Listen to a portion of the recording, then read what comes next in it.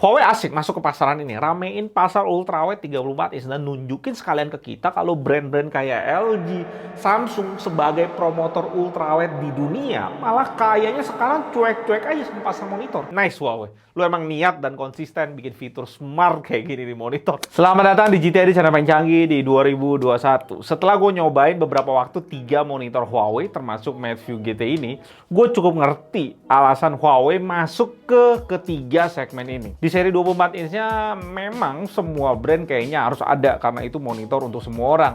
Jadi bisa buat marketing Huawei nunjukin dia eksis juga di monitor. Sedangkan di Mateview 28 inch 4K Plus sebagai tolak ukur buat Huawei gimana pasar monitor productivity. Dan Huawei is killing it, man. Dia membantai segmen 4K dengan monitor terindah itu yang pernah gue lihat. Nice play Huawei. Di Mateview GT 34 inch ini gue ngerti Huawei ambil segmen ini sebagai tolak ukur segmen gaming dan memang ini langkah yang bagus dan cerdas karena posisi 34 inch memang posisi monitor gaming yang di tengah-tengah banget. Tapi jujur aja Huawei alot banget bersaing di segmen ini karena ada Xiaomi 34 inch dan AOC 34 inch 1000R. Di sini Huawei kasih kita curve 1500R, refresh rate-nya up sedikit ke 165 Hz dibanding 144 Hz di Xiaomi. Dan kontrasnya di push sampai 4000 banding 1. Untuk motion blur so-so lah ya, nggak beda gimana kalau dibanding sama AOC 1000R dan Xiaomi. Namanya panel VA, standar aja kualitasnya. Hasil kayak gini tetap nggak optimal untuk game competitive shooter. Dan menurut displayspecification.com, panel Huawei ini 10 bits murni. Tapi pas gua tes di Windows pakai DisplayPort 1.4, ternyata dia cuma bisa 8 bits murni.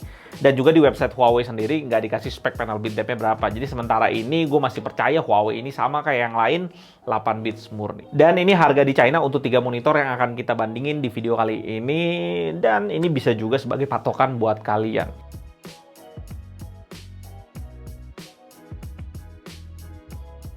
Dari list harga itu, Huawei harganya tuh lebih mahal 900 ribuan dari AOC. Dan hampir 3 juta lebih mahal dari Xiaomi.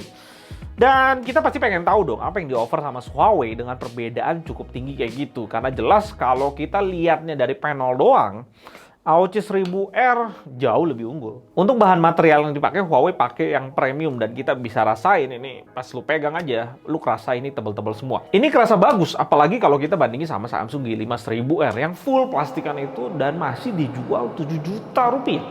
Gue nggak ngerti sih target pasar Samsung Indonesia itu siapa dengan harga, kualitas, dan garansi yang di-offer. Desain yang dipakai Huawei ini desain yang smart yang udah pernah kita lihat sebelumnya, terutama di monitor-monitor Dell. Lubang pembuangan panasnya dibikin di pembatas bagian depan dan bagian belakang. Dan ini ngadep ke atas langsung. Jadi pembuangan panas dari monitor itu maksimal. Dan kalau kalian perhatiin, di bagian atas ini juga ada 2 lubang kecil. Ini mic built-in dari Huawei langsung di monitornya. Dari sini kita lihat ya, Huawei tetap konsisten taruh mic di monitor. Tapi tetap aja, mic ini nggak bisa jalan di macOS. Tolong tim Cook kerjasamanya. Selamat datang di GTID channel paling canggih di 2021. Selamat datang di GTID channel paling canggih di 2021. Di bagian bawahnya juga ada lubang pembuangan panas lagi, jadi di monitor ini udah mantep lah sirkulasi udaranya. Ada joystick untuk kita ngatur OSD-nya, enak sih, tapi ya kita udah sama-sama tahu ya keindahan smart bar dari Huawei Mateview yang 4K. Jadi ya joystick kayak gini ya terkesan biasa aja. Ada logo Huawei dibuatnya gede di paling atas, di bawahnya ada lingkaran silver gitu. Yang awalnya gue pikir ini RGB light, ternyata cuma pemanis aja dari Huawei yang sebutannya Silver Frost Ring. Yang fungsinya ya cuma estetik aja, nggak bisa nyala apapun. Estetika ini supaya beda dari monitor yang lain. Gue sih mikirnya, di lingkaran ini juga tempat kita pasang kakinya yang super padat dan tebel kualitasnya. Dan ini sekalian nyambungin soundbar yang ada di standnya dengan monitornya. Dan harus gue akui, kualitas stand yang digabung dengan soundbar dual speaker ini premium banget kualitasnya.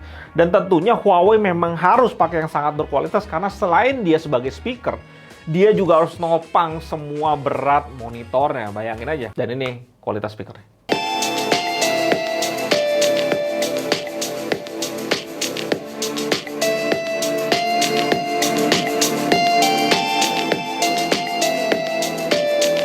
Suaranya super kenceng, bisa bikin satu ruangan menggelegar. Suaranya juga jelas, kualitas bagus banget, dan ini termasuk kategori soundbar yang bagus. Walaupun tentunya bassnya nggak terlalu berasa. Dan dia nembak suaranya ke depan langsung, jadi lu yang pakai pasti dimanjain sama kualitasnya. Dia juga kasih kita pemanis RGB LED segaris gitu, lu bisa ganti mode RGB-nya. Banyak tipenya di settingan OSD. Dan nggak cuma itu. Di bagian LED ini juga bisa lu touch untuk ngatur soundnya langsung. Lu sentuh dan slide sesuka hati lu. Mau lu kecilin atau lu gedein, terserah. Dan belum selesai fungsinya. Lu bisa mute suara langsung dari sini, tinggal tap 2 kali. Nice Huawei. Lu emang niat dan konsisten bikin fitur smart kayak gini di monitor. Ya nggak pernah gue lihat monitor lain. Brand monitor lain itu nggak ngerti gue ngapain aja. Dari pengalaman gue pakai speaker ini pas mode volume maksimal, sound lagu-lagu tuh agak pecah. Cara benerinnya bisa lu ganti mode soundnya ke music. Lu akan dapetin kualitas jedak-jeduk. Speaker di monitor masih dikasih kayak efek-efek sound. Ini brand niat sih. Ya walaupun Huawei kasih kita kaki dan stand-nya ini kualitas premium dan multifungsi, dia hilangin fitur swivel di sini. Yang kalau di Mateview 4K gue nggak masalah, tapi kalau di ultrawide nggak ada.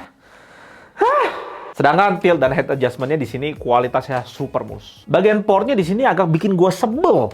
Dia udah bagus memang pakai sistem magnet gitu penutupnya kayak Xiaomi 34 inch atau 27 inch, dan ini memang sistem yang paling smart dan paling clean.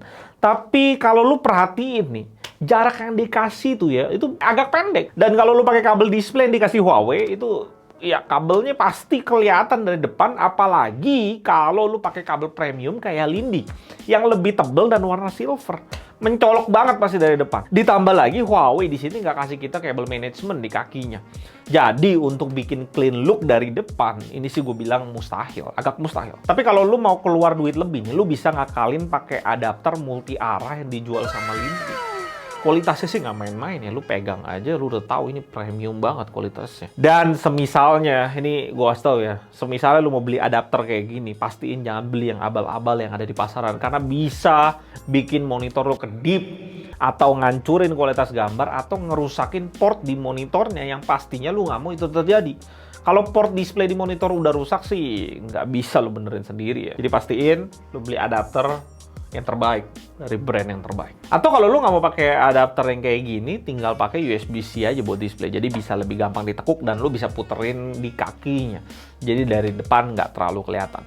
Yang kembali lagi lu akan agak gedek untuk pakai USB-C di sini, yang dimana power delivery-nya cuma 10 watt. Jadi banyak laptop-laptop yang di pasaran akan tetap turun baterainya walaupun tandanya dia ngecas pas lu colokin USB-C dari monitor ini.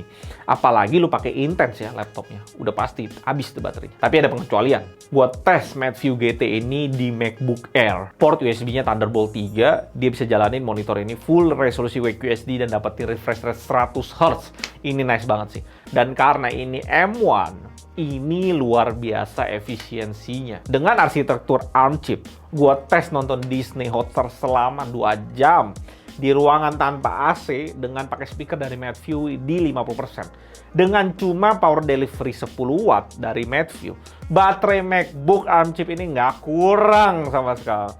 Berarti dia nggak butuh power lebih dari 10 watt untuk nonton film doang. Untuk rendering video 4K kemungkinan besar baterainya baru terkuras. Tapi tetap gila sih efisiensinya ARM chip ini sinting. Dan ini memang masterpiece dari Apple. Dan tentunya sekarang kita tes dan bandingin kualitas panel Mateview GT ini. Dari color gamut kelihatan 3 monitor ini bersaing ketat dengan kualitas DCI P3-nya yang udah lebih dari 90%. Ini nice. Dan kalau dilihat dari keakurasian warnanya, Mateview GT paling rendah secara average sampai 0,9 delta E. Walaupun gitu, Xiaomi dan AOC tetap akurat warnanya dengan average delta E1 lebih dikit. Dan kalau gue coba kalibrasi, warnanya Mateview nggak bisa lebih akurat lagi. Kemungkinan besar udah dikalibrasi dari pabrik. AOC dan Xiaomi jadi lebih akurat warnanya. Brightness-nya nice, tinggi banget sampai 430 nits lebih. Dan kontrasnya benar-benar sesuai klaimnya, 4000 lebih banding 1. AOC dan Mateview white point-nya lebih rapi dan mendekati putih natural di 6500 Kelvin. Sedangkan Xiaomi memang kebiruan banget. Kerapian brightness dan warna unit yang gue punya, kalian bisa lihat hasilnya di sini. Oh ya, gue lupa kasih tau kalian. Kalau kalian mau dapetin warna yang terbaik dari Mateview GT ini, pastiin color temperature-nya lo ganti ke mode custom. Dan sekarang kita tes bleeding. Dan hasilnya ya seperti biasa ultrawide, penyakitnya di sini, dilekukan panelnya itu bleeding ya. Tidak tipung kiri, tidak terelakkan maksudnya. monitor apapun bisa bleeding selama itu pakai LCD LED ya. Kalau lu nggak mau bleeding, silakan beli OLED kalau lu sanggup. Dan ingat sekali lagi, untuk lu dapetin monitor nggak bleeding, itu berarti hoki lu super tinggi. Di harga yang dipatok Huawei China di 7,9 juta, susah untuk rekomen monitor ini. Value yang dikasih nggak bisa gue bela gimana-gimana dibanding harga yang mesti gue keluarin. Curve-nya cuma 1500R, sementara ada AOC yang lebih murah dan udah kasih 1000R. Dan gue kasih tahu buat kalian, 1000R di 34 inch itu pengalaman yang beda banget dibanding 1500R. 1000R itu amazing. Sekali lu cobain 1000R, lu akan ngerasa 1500R itu tanggung lengkungannya. Di sisi lainnya, iya sih, dia kasih kita soundbar yang suara dan desainnya amazing. Juga ada mic built-in langsung di monitornya. Tapi, kedua hal itu sebenarnya lu bisa beli terpisah kan. Gue bisa nemuin langsung di Tokopedia soundbar 400 ribuan dari Xiaomi. Ini nggak resmi ya. Mic-nya juga bisa lu pilih banyak banget di pasaran. Segala macam merek ada, berbagai macam harga, lu tinggal pilih aja. Yang gue mau ngomong gini, apa yang ditawarin Huawei di sini, lu bisa akalin pakai duit dengan beli barang di luar sana. Speaker, mic, masih santai lah. Di luaran banyak pilihan. Tapi untuk dapetin Curvatus 1000R yang ditawarin AOC, lu nggak bisa kan beli monitor Huawei ini terus panggil tukang las sendiri. Suruh dia bengkokin panel. Nggak bisa. Itulah nilai mahal di AOC CU34G3S. Apalagi kita tahu AOC ini lebih murah dan garansi udah 3 tahun full. Resmi Indonesia lagi. Huawei asik masuk ke pasaran ini. Ramein pasar ultrawide 34 inch dan nunjukin sekalian ke kita kalau brand-brand kayak LG, Samsung sebagai promotor ultrawide di dunia malah kayaknya sekarang cuek-cuek aja sama pasar monitor. Untuk LG dan Samsung, gue ngerti lah. Karena mereka punya pabrik panel dan hampir semua elektronik pakai panel mereka. Sekalipun mereka nggak bikin monitor juga, duit mereka udah banyak. Tapi gue kalau lihat di China ya, ada MSI 1000R, ada Acer juga ultrawide. Nggak masuk Indonesia. Di sisi lainnya, Xiaomi Indonesia juga nggak niat jualan monitor. Karena harga resminya masih kadang-kadang normal di 6,7 juta, kadang-kadang banting ke 5,9, kadang banting ke 6,3. Nggak jelas arahan Xiaomi pasar monitor mau ngapain. Padahal kita sama-sama tahu di China harga monitor Xiaomi cuma 5 juta. Kelihatannya tetap lah ya, AOC 1000R CU34G3S yang paling masuk akal dibeli secara harga dan garansi. Kemarin tuh sebenarnya udah launching nih AOC 1000R itu di Indonesia. Nggak nyampe 2 hari langsung habis barangnya. Bahkan kalian masih banyak yang nggak tahu kalau monitor itu udah launching. Dan masih nanya gue, bang kapan launchingnya? Ya saking cepet habisnya kali kemarin. Untuk Huawei, gue nggak tahu resminya Mateview GT ini berapa duit nanti. Harusnya dalam waktu dekat ini akan launch karena udah ada di website Huawei Indonesia. Kalau lu banyak duit dan pengen bikin setup clean yang serba RGB, lu lihat bagus kan RGB sini. Dan lu pakai MacBook ARM chip, mungkin bisa ngelirik Mateview GT ini. Tapi kalau lu mau keluarin duit lu dan dapetin barang terbaik, tungguin aja AOC 1000R restock. Di akhir ini gue mau tetap apresiasi dengan keniatan Huawei bikin monitor. Dan kalian harus ingat, ini pertama kalinya dia bikin monitor. Dan lu udah punya filosofi yang bagus banget buat customer. Dia berusaha beda dari kompetitor lain walaupun dia minta lebih secara harga.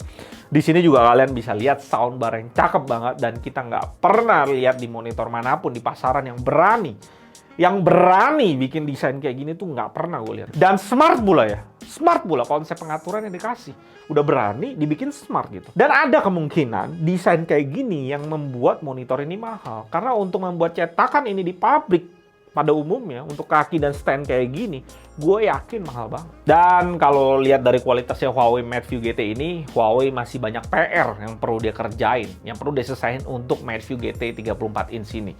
Salah satunya yang paling penting, curve-nya di sini mesti naik ke 1000R supaya makin worth it di harganya. Maybe generasi berikutnya, I don't know. Dan ada satu hal lagi yang gue penasaran. Apa yang akan dilakukan Huawei untuk refresh monitor Mateview 4K Plus-nya yang hampir perfect itu untuk versi berikutnya? Ya, gue rasa hanya waktu yang bisa menjawab itu. Gue Alun dari GTD, sampai jumpa di video berikutnya. Tetap